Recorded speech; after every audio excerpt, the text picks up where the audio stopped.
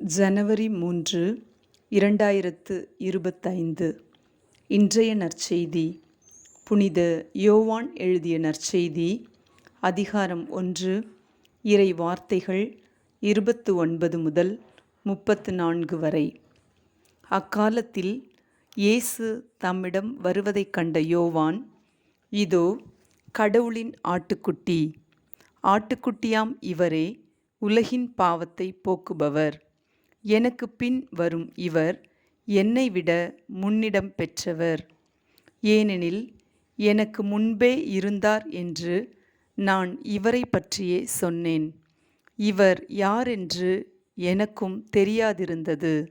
ஆனால் இஸ்ரேல் மக்களுக்கு இவரை வெளிப்படுத்தும் பொருட்டே நான் வந்துள்ளேன்.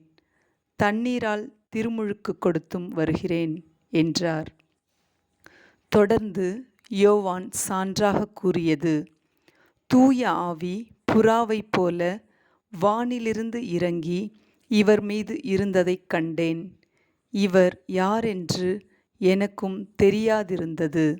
ஆனால் தண்ணீரால் திருமுழுக்கு கொடுக்கும்படி என்னை அனுப்பியவர், தூய ஆவி இறங்கி யார் மீது இருப்பதைக் காண்பீரோ அவரே தூய ஆவியால் திருமுழுக்கு கொடுப்பவர் என்று என்னிடம் சொல்லியிருந்தார். நானும் கண்டேன். இவரே இறைமகன் என சான்றும் கூறி வருகிறேன். இது ஆண்டவர் வழங்கும் அருள்வாக்கு. இறைவனுக்கு நன்றி.